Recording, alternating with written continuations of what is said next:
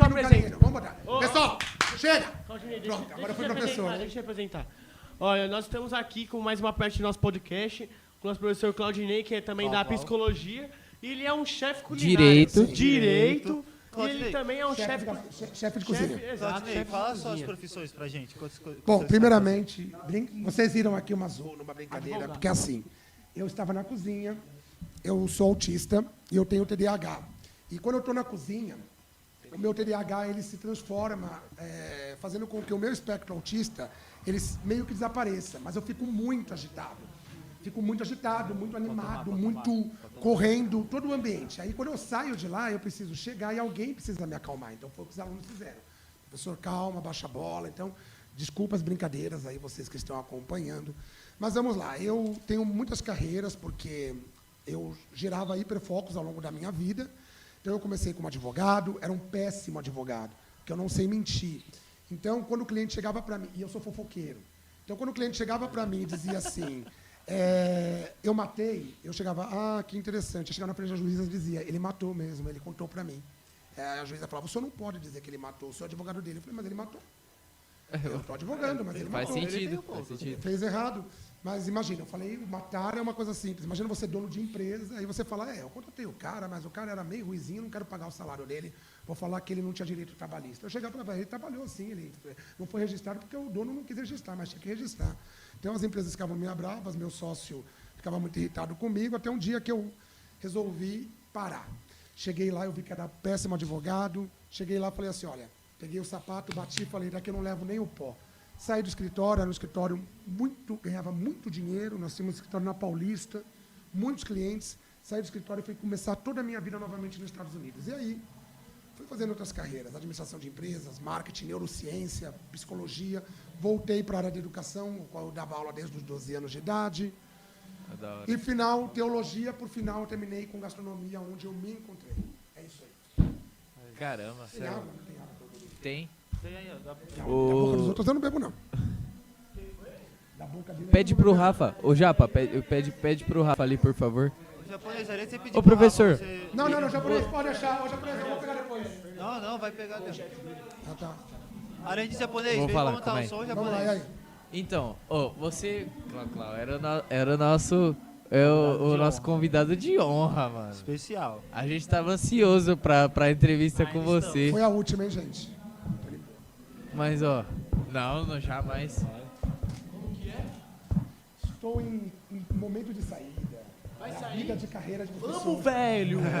Da carreira de professor. Tô Ah, cansado, gente. Vai focar na Depois cozinha desse... agora? Depois Mas desse... tá falando Não, esse mas Não, até ainda o não final sei do quando ano. que eu vou sair, vou tentar. Até o talvez final eu do fique ano. até o final do ano, mas. Por favor. Não, pode dar aula pra gente ainda. Não, Vai gente. focar com a gente aí A depois. gente Assim, ama muito você. Gente, eu amo MZ.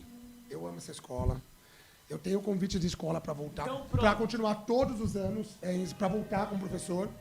Tenho convite de várias escolas, eu tenho convite de escolas de gastronomia, mas eu tenho uma dívida, pessoal. Eu sou, assim, fissurado na amizade que eu tenho com o Luiz, com a Vânia, com a Laís e com o Felipe. Os 4. Embora a Laís e o Felipe sejam mais novos, mas assim, eu acompanhei eles, alunos da idade de vocês, bem pequenos. Obrigado. Da idade de vocês. E aí, a dona Vânia, gente, o seu Luiz, eu entrei aqui quando isso aqui era muito pequeno e eu vi o crescimento deles, eu sei o quanto a Vânia e o Luiz, eles lutaram para chegar onde estão.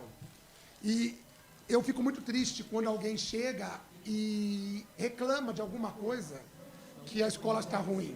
Porque eu sei o quanto a Vânia luta, a Vânia sofre por isso. Verdade. Não é demagogia, mas eu estou numa época da minha vida em que eu já estou começando a deixar muitas brechas. E daqui a pouco eu vou ser motivo das reclamações. Então eu preciso pensar muito bem antes de continuar. Então por isso eu estou querendo sair da escola e seguir a carreira de chefe de cozinha. Entendi. É bom, hein? A Balduco não me patrocina não, mas é bom. Vamos lá, e aí? Ô, professor, e a gente tava falando do... É porque eles têm uma pergunta mais profissional. Mas acho que tudo começa assim. A gente tem que perguntar... E eu não vou ganhar bolo? Rafa só trouxe 3. Zoado. Mas eu divido com você. Mas, não, tô brincando. Mas então... Hoje, graças a Deus. o... É muito bagunçado. Por favor, cobra o outro ali, ó. É que eu não estou na minha aula, se vocês já tinham visto, eu já tinha xingado meio mundo aqui. Eu xingo eles, mas eles gostam de mim. É porque assim, ó, professor, tem 2 alunos aqui, ó, de 18 anos, que um comeu um pedacinho do bolo, o outro enviou o bolo inteiro na rua. Realmente é um egoísmo. Isso aí, psicologicamente, quer dizer que a pessoa não tem caráter. Brincadeira. Brincadeira. Não. Humilde com ele, O papel. Não, mas ó, a gente vai entrar na pergunta profissional aqui, professor. Por favor, fala do seu projeto do um autista na cozinha. Um dos motivos que eu estou largando a carreira da educação. Gente, eu sou um professor nato. Nasci com vontade de... Eu amo dar aula. Eu às vezes falo para eles que eu odeio dar aula, mas é brincadeira. Eu amo dar aula. Eu comecei a dar aula com 12 anos de idade. Acreditem vocês, eu cheguei numa escola que eu estudava, virei pro diretor e disse assim, tem fanfarra aqui? Fanfarra é uma bandinha para vocês, crianças que já nasceram depois de 90, não conhecem. Uma bandinha já pra gente. Eu dei uma fanfarra para eles. Aí o que acontece? outra. Cheguei lá e falei, o senhor tem fanfarra? Ele falou, tem os instrumentos, mas não tem professor. Eu falei, se o senhor quiser, eu dou aula. Gente, eu era aluno da 7ª série, 6ª série. Ele falou, como? Você é formado? Eu falei, não. Ele falou, então não pode dar aula. Eu falei, mas o senhor põe alguém lá que é formado, mas não sabe de música, que eu dou aula. E ele falou, tá bom. Colocou lá uma coordenadora pedagógica para ficar olhando e eu comecei a dar aula. Na segunda aula, a coordenadora pedagógica já não foi mais. E eu virei professor. E de lá para cá, nunca mais eu saí da sala de aula. Eu não sei como eu vou lidar com a saída da sala de aula. Eu acho que eu vou sentir muita falta. Mas, há 7 anos atrás, 2015, estou perdido totalmente, vai dar quase 10 anos, 9 anos atrás. Sim. Eu fui diagnosticado dentro do espectro autista. No começo eu não aceitei. Por quê? Por eu ter feito psicologia e neurociência, eu me senti um derrotado de não ter desconfiado de mim mesmo sobre isso. O que é normal, a gente não pode diagnosticar a si próprio. Sim. Mas eu me senti mal, então rasguei. Mas quando foi em 2021, eu tinha acabado de voltar da aula para cá. Não tinha ainda o diagnóstico. Eu fui novamente no médico e depois de um ano, em 2022, saiu o meu diagnóstico. Eu estou dentro do espectro autista, nível 1 de suporte, e tenho TDAH com outras comorbidades. Eu tenho dependência emocional, eu nem conheço o João. Mas a partir do momento que eu conhecer ele, eu passo a depender emocionalmente dele, de agradar ele. Isso é muito mal porque cansa você. Então, eu tenho dependência emocional, eu tenho também dependência alimentar, então eu tenho compulsão alimentar. A hora que eu estou nervoso, eu começo a comer. Então, eu tenho algumas comorbidades. E aí, eu comecei a ir dentro das cozinhas e ver que tratavam muito mal os cozinheiros dentro da cozinha. Então, as pessoas chegam gritando, falando coisas que... E se a pessoa está dentro do espectro autista, isso é pedir para ela se suicidar. E aí, eu fui estudar. E vi que dentro da carreira da cozinha, a carreira da cozinha era com o maior número de suicídios que existem dentro da cozinha. Caramba. Por quê? Porque você está com faca, você está com problema. Então, a pessoa já sai ali e se mata. Inclusive, nós temos os maiores grandes chefes, né? Um dos maiores antes de Bodan. Há pouco tempo se suicidou. Tem chefes que perdem estrela Michelin e se suicidam. Então, assim, é muito complicado, é um ambiente difícil. Dentro da cozinha, as pessoas não sabem, mas é um ambiente que rola, inclusive, muitas drogas e produtos para a pessoa ficar dopado. Por quê? Ela tem que trabalhar sob pressão o tempo inteiro. Não existe. É um trabalho pior que o de goleiro. Porque o goleiro, ele vai lá, mas se o time estiver atacando, ninguém vem atacar ele. Mas a cozinha é o tempo inteiro estão te atacando. É o tempo inteiro fazendo pedido, uma coisa que volta. E as pessoas, cada dia mais, têm menos paciência. Então, estou pagando, eu exijo. Então, eu comecei um projeto chamado Um Autista na Cozinha, que inicialmente era, enquanto eu cozinho, eu falo do autismo, porque eu estou falando aqui para vocês e eu sei o quanto incomoda. As pessoas não gostam de ouvir falar. Só que esse projeto foi crescendo. Eu já tenho convites, eu não fui, tive convite para apresentar na África, na Europa, na Ásia, não Oceania ainda, América Latina e América do Norte. E vários convites. Agora mesmo, essa semana, era para eu estar viajando e chegando hoje no aeroporto. E eu não fui por causa da festa da escola. Então, eu quero ir, é um trabalho gratuito, é um projeto gratuito, não é pago nada. Eu tenho 400 empresas que me mandam produtos para eu ficar cozinhando. E eu vou nos restaurantes, pagos, muitas vezes por essas cozinhas que me patrocinam no sentido de pagar o deslocamento só, porque o dia de chefe eu não cobro nesses dias. Eu cobro quando eu vou dar treinamento de chefe. Mas quando eu vou falar do autismo, eu não cobro. E aí eu vou lá conversar com as pessoas e explicar como lidar com um autista para que ele não sofra tanto. Caramba, que da hora. Eu, Claudinei, fugi um pouco dessa parte da cozinha, mas eu não... De onde você fez direito? Eu fiz direito na pior faculdade que tem de direito, brincadeira. Mas existe uma lista. A última é a Unicid, a minha estava lá. Porém, ela era boa quando eu entrei.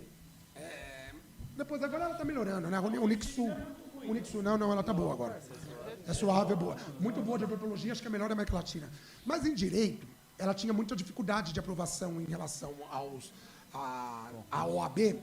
Por quê? Porque o aluno que entra na Unicid, na Unixul, no raio que eu paro, nessas faculdades, ele não entra com aquele aspecto do aluno que entra na USP. O cara que entrou na USP, ele diz, eu sou USP, USP é USP e o resto é lixo.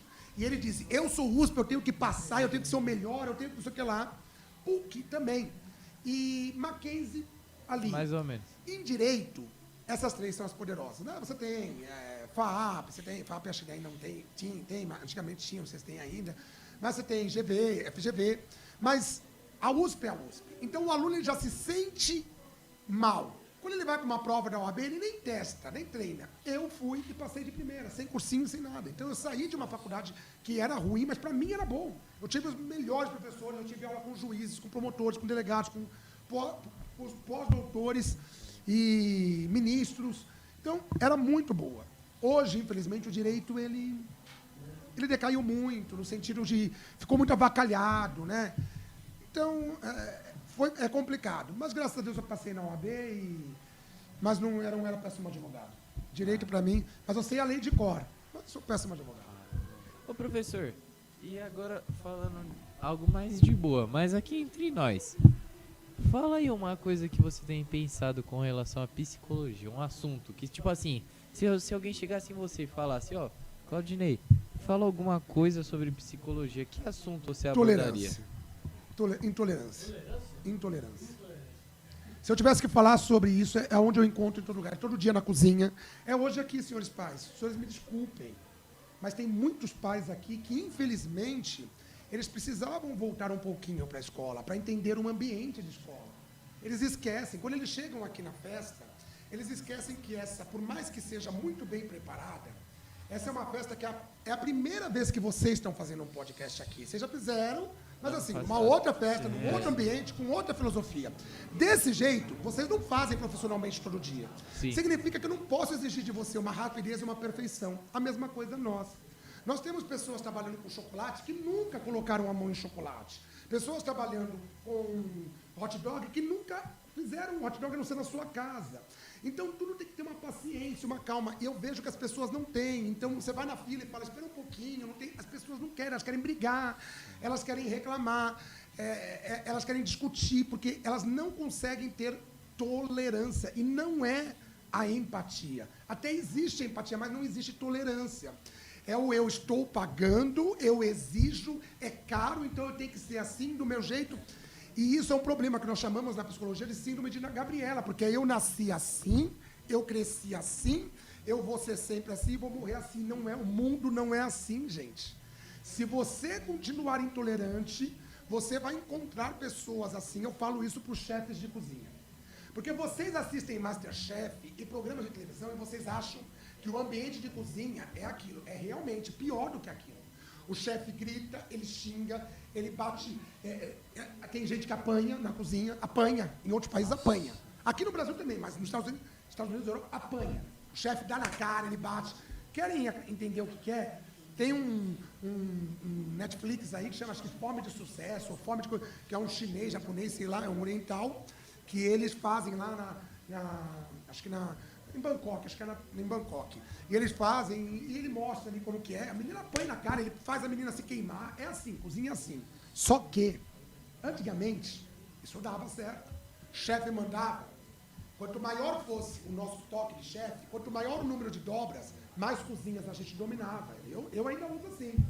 Eu domino 18 cozinhas, eu uso com 12. Porque eu para ser um pouco mais humilde. O meu chapéu deveria ser dessa altura, pelo meu trabalho. eu deixo ele mais baixo. Mas Não, maior que isso. o meu sim, Caraca. porque eu já sou um grande chefe. Eu já trabalho com. Eu faço evento para 60 mil, 70 mil pessoas. Já. Eu faço shows. Então, é para trabalhar, para ser. Por que o chapéu é alto? Não é para o chefe ser visto de longe. Quem olha, ó, o chefe está ali. Porque senão na cozinha, onde está? É muita gente. Cozinha com 200, 300 espaço pessoas apertado. trabalhando. Então, o que acontece, gente? Tá na cozinha. Imagina, eu xingo ele.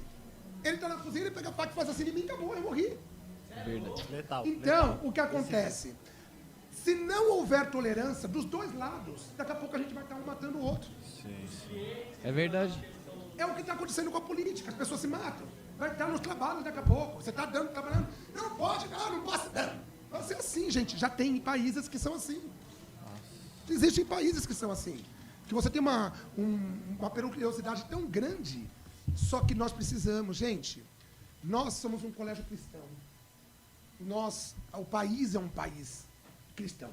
Diz que é um país que não tem religião, mas nós somos cristãos.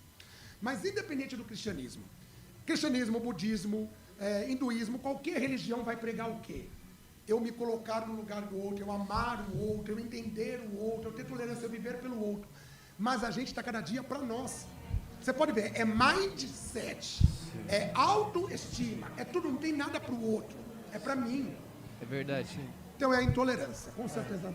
Até um negócio que eu ouvi Nietzsche falando, quando ele fala Deus